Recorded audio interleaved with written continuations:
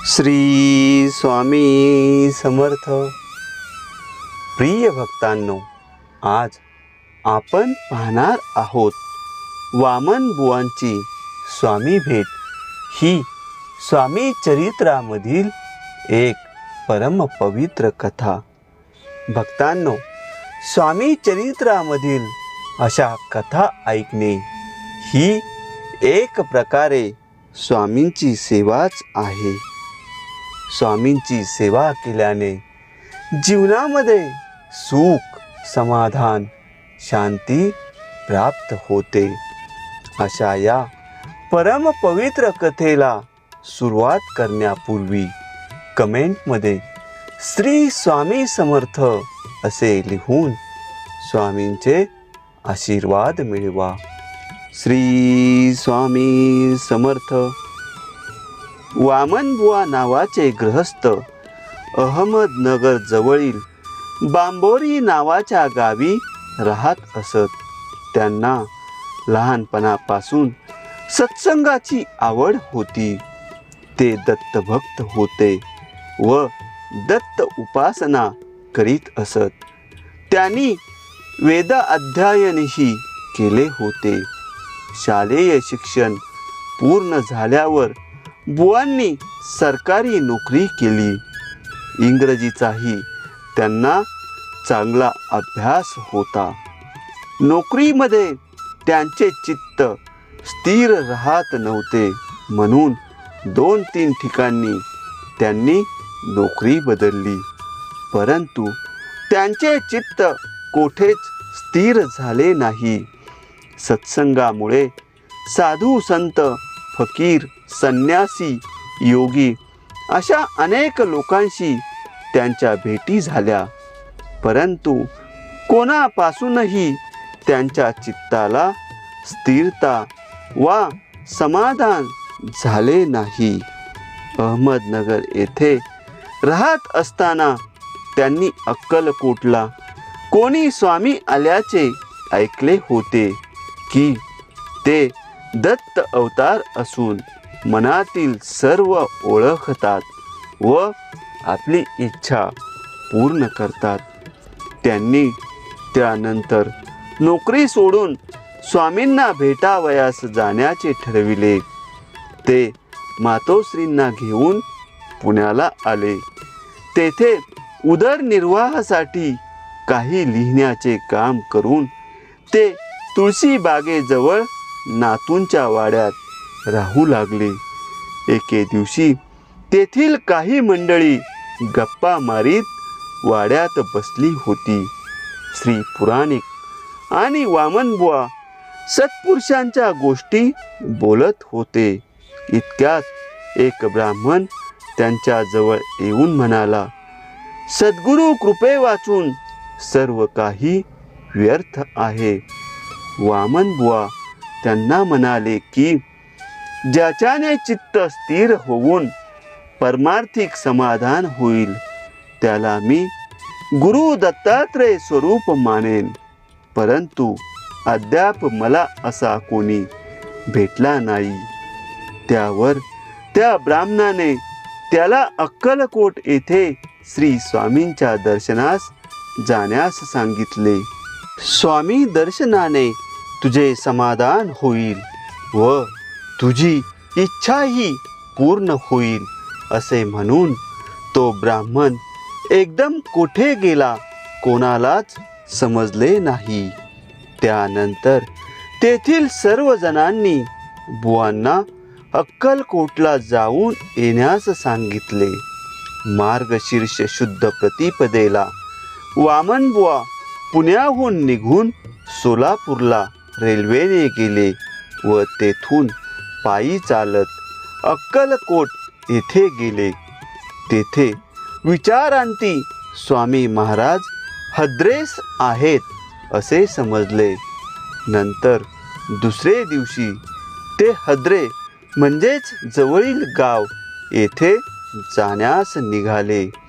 भीमातिरी रोडगी व मिरगी या 2 गावांमधील पयो नदीत श्री स्वामी महाराजांनी दत्तगुरूच्या रूपात त्यांना दर्शन दिले आणि समर्थ म्हणाले, का रे, आमच्या ब्राह्मणाची थट्टा केलीस? अंतरीची अशी खून मिळताच वामनबुवांनी त्या नदीत स्नान करून महाराजांचे नदीतच पूजन करून साष्टांग नमस्कार घातला.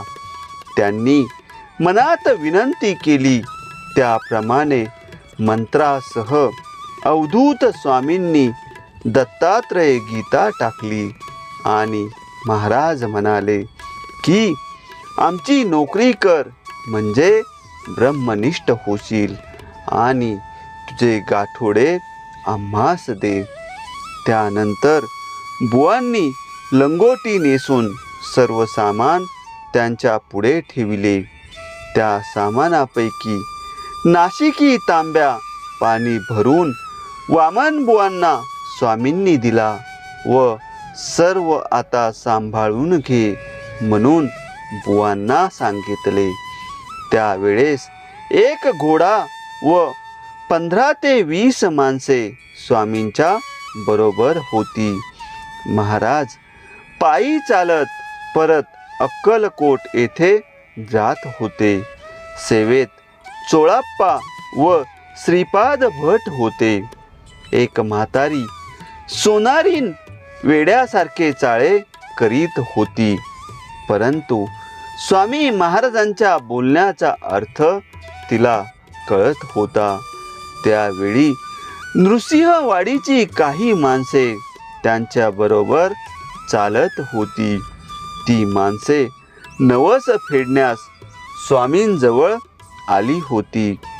महाराजांच्या विषयी आणखी काही जाणून घ्यावे असे वामनबुवांच्या मनात आले.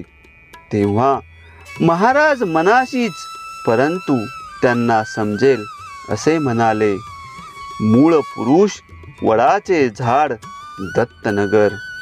हे ऐकताच ती म्हातारी सोनारीन बोलली, वटपत्रशयनी मूळ पुरुष दत्तात्रय रूपाने अवतरले आहेत, हा त्याचा अर्थ आहे. वामनबुवा आश्चर्यचकित झाले व पुण्याला परतले. आपला भक्त कितीही लांब असला व त्याची भेट व्हावी असे मनात येताच महाराज त्याला खेचून आपल्या भेटीस आणीत असत. एकदा दत्त जयंतीस स्वामी महाराज अक्कलकोटात होते. वाडीकडील मंडळींसह वामनबुवा गाणगापुरात गेले होते. तेथे त्यांनी गुरुचरित्राचा सप्ताह केला. शेवटच्या दिवशी स्वप्नात एक संन्यासी येऊन पोथी त्यांना भेट दिली व सांगितले, मी अक्कलकोटास आहे, आता भटकू नको. स्वस्त भटाच्या तिथीचा विचार करा. त्यानंतर वामनबुवा समाराधना करून अक्कलकोट येथे आले. महाराजांना नमस्कार करून म्हणाले, भट कोण, तिथी कोण, मला समजत नाही. मी अज्ञानी दास आहे, कृपा करून सांगावे. त्यावर महाराज प्रकृती पुरुष असे म्हणाले. त्यानंतर 1 महिना वामनबुवा अक्कलकोट येथे राहिले. एकदा महाराज त्यांना म्हणाले, जा गाईची सेवा कर, गाईला चारा घाला, म्हणजे मातोश्रींची सेवा घडेल. असे म्हणताच स्वामींची आज्ञा घेऊन ते पुण्यास परतले. स्वामी महाराजांच्या दर्शनानेच त्यांचे चित्त स्थिर झाले व तळमळ जाऊन मन निशंक झाले. पुढे वामनबुवा महाराजांचे निस्सीम भक्त झाले व उर्वरित आयुष्य त्यांनी स्वामी सेवेत घालवले.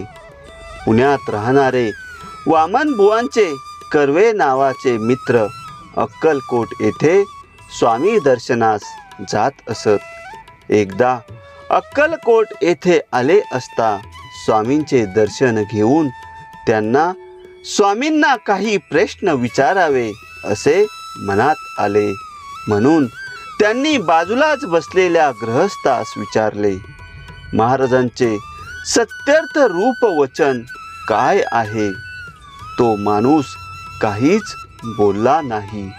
सर्वसामान्य भक्त महाराजांच्या पुढे काही बोलण्यास धजत नसत. त्यांची चाललेली चलबिचल महाराजांच्या लक्षात आली. तेव्हा महाराजांनी त्यांच्याकडे प्रश्नार्थक नजरेने पाहिले. कर्वे म्हणाले, आपली जात कोणती? महाराजांनी उत्तर दिले, आम्ही यजुर्वेदी ब्राह्मण. आमचे नाव नृसिंह भान, काश्यप गोत्र, आमची मीन राशी. पुन्हा विचारल्यास टाळक्यात जोडा हाणेन. पुढे महाराज म्हणतात, काय रे, तुझी फटाकडी मुलगी पुण्यात रात्रंदिवस तरुणांबरोबर फिरते, तुला तिची काळजी वाटते? तिची जात कोणती? असे म्हणताच कर्वेंनी मान खाली घातली व रडू लागले. त्यांना प्रश्न पडला की आपली तीव्र वेदना कशी स्वामींना कळली.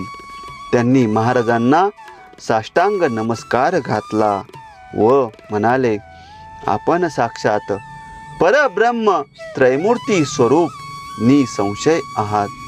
मला क्षमा करा, पण मी आता काय करावे महाराज?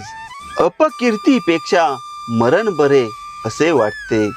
त्यावर महाराज म्हणाले, रोता है क्यों, जाओ होली करो.